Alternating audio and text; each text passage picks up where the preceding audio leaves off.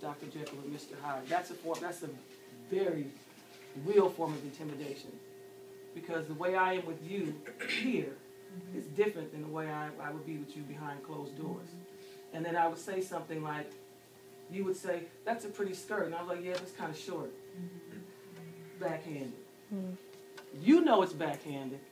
He doesn't, though. He's like, oh, well, okay, well, it still looks nice. But you're not thinking that that person has made a backhanded comment because you don't see it as a backhanded comment. But you have to really pay attention to what is being said, especially if you know someone or if you see someone that's in that type of situation. Like you all in your age group, you say a lot of things about each other. But there are certain things that he would say to her that you would take offensive, but you wouldn't think it's offensive because you're like, well, he doesn't mean that. He can't mean that. Do you get what I'm saying? Yeah. Yeah. So that, I mean, it's wide-ranging, and it covers a lot of different areas, especially, these are the main areas, but there's offshots of these areas, like you said, with psychological, sexual, things of that nature. They all encompass these 5 areas, so please remember these. There's a story you have, that page right there. It's about a young woman who was in high school. She had a boyfriend. She left him. Stan Wood. That's the article I'm talking about. She had a boyfriend. She left him. She told police. She told school. And she felt safe. He told her numerous times in front of many people, I'm going to kill you, and then I'm going to kill myself. He accomplished that by stalking her, sneaking into her house, and murdering her and himself. But he brought her a present. Yes. Yes. Yes. There's another, and I say that to say this, it's important that you tell everyone, especially your school. Give your teachers a copy of the restraining order or a protection order.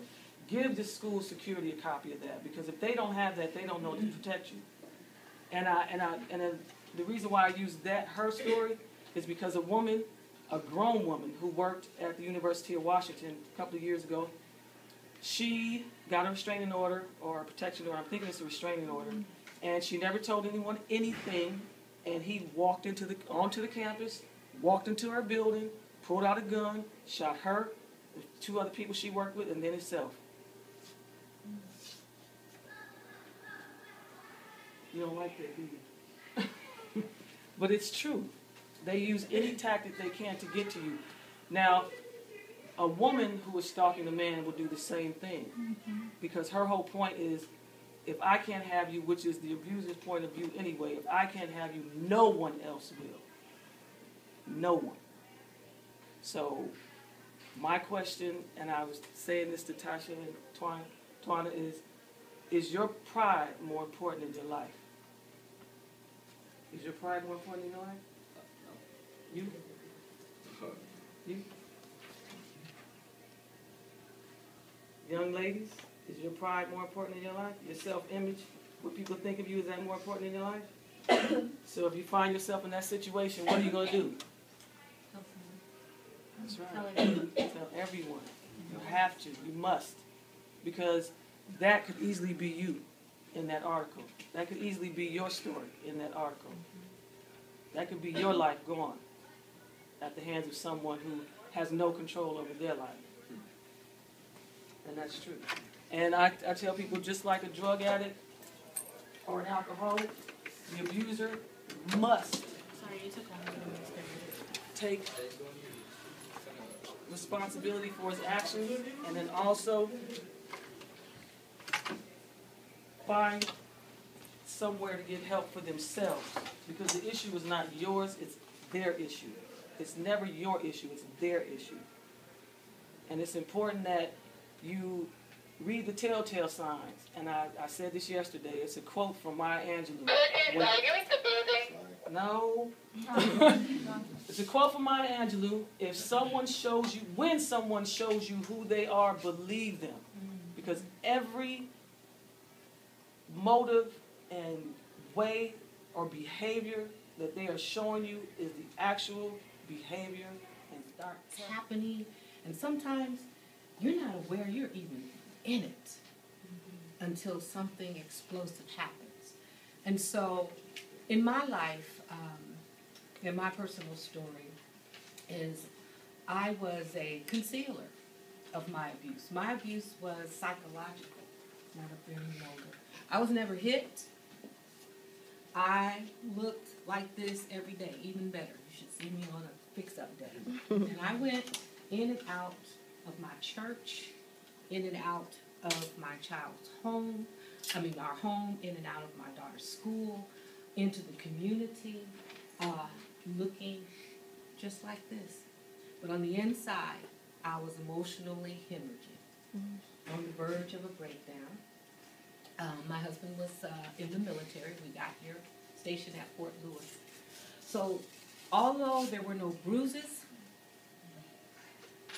although there was no behavior on the outside, like the example that she gave, what went on in the house was in the house, but on the outside we appeared like the normal, beautiful couple raising a family. But I went through a lot of emotional, psychological, spiritual abuse for years. And how many of you wear makeup? I wear makeup because I have skin imperfections. Why do we put on makeup? To conceal. There's a makeup called, for the men who don't know, it's called foundation. And we put that foundation on so that we can conceal the imperfections that we have. And I was the master concealer when it comes to my life and my personal life. I put on this facade every day. Nails done, feet pedicured. I was flawless. Before I went napping, I used to get relaxers. Long hair. Long hair, beautiful flowing. And I was in there every 2 weeks, flawless. And I just had a presence. You never would have known. I could walk in your presence, and you never would have known that I was an abused woman. So it may not be, like what Sunita says, obvious. So take the information that she has given you and put it in a safe place, like you would put something very valuable, because it's valuable information. Because someday, something's going to knock at your door in terms of an experience with a boyfriend, with a cousin, girlfriend, an uncle. I'm getting ready to go to the girlfriend later, but all of it. It's not just females. It is a male thing. It is a thing of men and men, women and women. We've just passed a law now that you can get married. 2 men can get married to each other. 2 women can get married to each other. Those 5 things exist within that structure. So don't think it's just a she thing.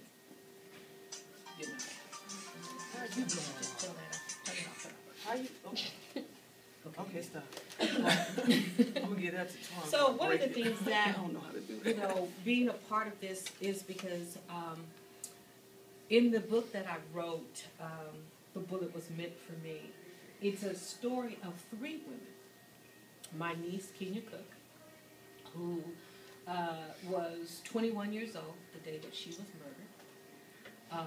Myself, in terms of what I was going through, and I just shared some of it. And Mildred Muhammad, who was the wife and friend of mine and client of mine of John Muhammad. Her husband was a mechanic, and he was a psychological, spiritual, and financial abuser. Social, not a physical abuser. Never, she too would go in your presence and you would never know that she was being abused. So some of it is not violent. Some of it is just gross abuse. And the abuse is usually the precipitation, meaning it's the onset. The abuse is the onset, usually before the violence starts. It's either a name calling. I went for years responding to dumbass. I got 3 degrees. And he called me dumbass And to the point where I had become so desensitized to it, I would respond to someone calling me dumbass every day, who's supposed to love me, respect me. I'm the mother of his children. You know, I told you dumbass this, you dumbass this. That's abuse. It's psychological. And I'm transparent with my life, but at that particular time, I just did what I needed to do to exist and to get along. So I want the young men and women in here to know that it doesn't always start off with a blow to the face or a hand around your neck. It starts off with abuse, emotional, psychological, name calling, you know, things that you think are being, you know, he's just joking. No, it's not. It's pretty much like what she's saying. You get to the point that she referenced a saying that Dr. Angelo mentioned about if that's the demonstration, if that's what you experience, it's really what they are. But I take it another step, and I'm an advocate on the abuse side, is because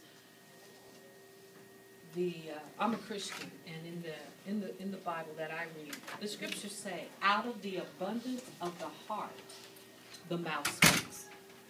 Meaning what's in your heart is going to come out of your mouth. So what's in her heart, if she's calling you ugly, you this, you know, you all these things that you know you're not, this is what's in her heart. So therefore it comes out of her mouth. If he's saying all of these kinds of things and you guys are just dating, and all of a sudden, you know, profanity surfaces in the conversation and rudeness and all of this stuff is surfacing in the conversation, and you're just dating, it's in the heart. Therefore, it comes out of the mouth. But if goodness is in the heart, then good things are going to come out of the mouth.